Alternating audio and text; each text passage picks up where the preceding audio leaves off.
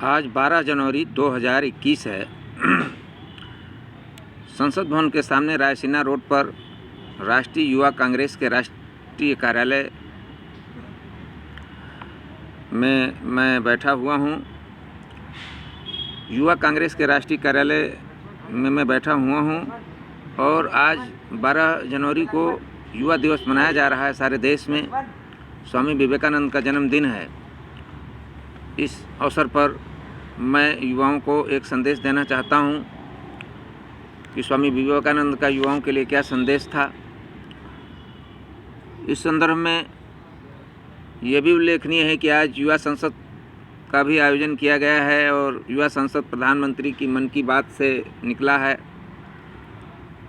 तो यह भी हम विचार करेंगे, क्योंकि ये जो विचारधारा है इस समय धर्माधारित राजनीति करने की जो विचारधारा है, यह किसी अवसर को नहीं छोड़ती है और हर अवसर का उपयोग जो है करती है। स्वामी विवेकानंद की बात हो चाहे महात्मा गांधी की बात हो सबकी कर लेंगे, लेकिन अपनी मतलब की एक दो बात करके और वे उनके भक्त भी बन जाएंगे, लेकिन जो मूलभूत मुद्दा है, जो असली मुद्दा है, उससे भटका देंगे। जिस विचारधारा के कारण इस आधुनिक भारत का निर्माण हुआ है, और आधुनिक भारत नहीं, मैं तो कहूँगा कि आधुनिक विश्व का निर्माण हुआ है, जिस मानवतावादी विचारधारा के कारण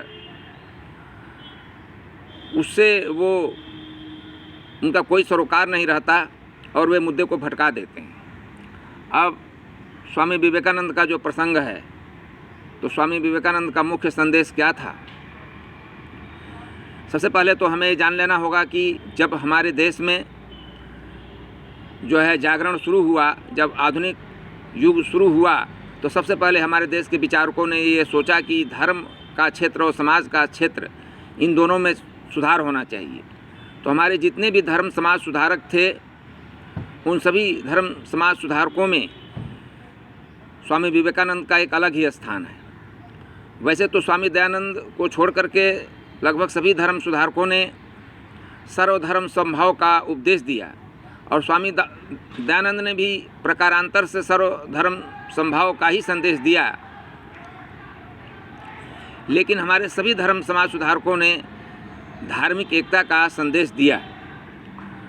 लेकिन सबसे जोरदार ढंग से जिस धर्म समाज सुधारक ने धार्मिक एकता का संदेश दिया, सर्वधर्म समभाव का संदेश दिया, वे सुधारक स्वामी विवेकानंद ही थे, जिनका कहना था कि सभी रास्ते जो हैं एक ही ईश्वर की ओर ले जाते हैं। और जब 1893 ईस्वी में विश्व धर्म संसद में शिकागो में उन्होंने जो भाषण दिया, उसमें उन्होंने यही बात उठाया कि हम अगर अपने संप्रदाय को अच्छा समझते हैं और दूसरे संप्रदायों को अच्छा नहीं समझते हैं, हम अगर अपने धर्म को अच्छा समझते हैं, दूसरे धर्म को अच्छा नहीं समझते हैं, तो हम वास्तव में कुएं के मेढक हैं। तो सबसे ज़ोरदार संदेश जो है स्वामी विवेकानंद ने ही दिया धार्मिक एकता का, और ये कहा कि सभी धर्म जो है ईश्वर की ओर ले जाते हैं, और सभी धर्मों की मूलभूत एकता पर जो है उन्होंने बहुत अधिक जोर दिया। उन्होंने जिस वेदांत का प्रचार किया, उसका मुख्य संदेश ही है कि तत्र को मोह को शोकः एकत्वम अनुपश्यतः, यानी ईशोपनिषद का जो संदेश है कि कोई भी मोह नहीं रह जाता है, कोई भी शोक नहीं रह जाता है जब हम एकत्व के भाव में आ जाते हैं। यानी कि सभी आत्माओं में जब हम अपनी आत्मा का ही दर्शन करने लगते हैं, तो हमारे अंदर एकत्व का भाव आ जाता है। तो आज प्रधानमंत्री ने युवा संसद में जो कुछ बोला है और जो संदेश दिया है, इसमें जो मुख्य संदेश है, यानी कि जो मुख्य संदेश है स्वामी विवेकानंद का सर्वधर्म समभाव का जो संदेश है, उसका उन्होंने बिल्कुल उल्लेख नहीं किया। जबकि स्वामी विवेकानंद सर्वधर्म समभाव के सबसे प्रबल समर्थक थे। जितने भी धर्म समाज सुधारक हुए, राजा राम मोहन राय, स्वामी दयानंद सरस्वती, न्यायाधीश रानाडे, और भी जो भी हमारे धर्म सुधारक हुए, अनेक धर्म समाज सुधारक हुए, सभी में सबसे अधिक सर्वधर्म समभाव का संदेश जो है स्वामी विवेकानंद ने दिया। और उन्होंने स्पष्ट रूप से कहा कि हमारी मातृभूमि के लिए एकमात्र आशा यही है कि हिंदुत्व और इस्लाम दोनों की एकता हो जाए। दोनों की एकता को उन्होंने अपने मातृभूमि के लिए आशा की किरण बताया। इतना खुल करके उन्होंने जो है सांप्रदायिक सद्भाव का उपदेश दिया देश की उन्नति के लिए।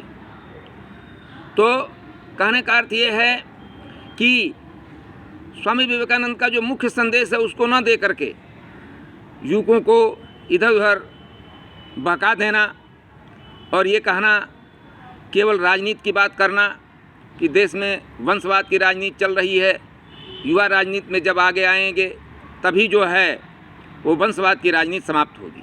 तो आप ये बताइए कि अगर युवा राजनीति में आएंगे तो आज युवा संसद थी तो प्रधानमंत्री को तो ये चाहिए था कि किसी युवा को वहाँ खड़ा कर देते, वो बोलता और वो सुनते, ये ज़्यादा अच्छा रहता।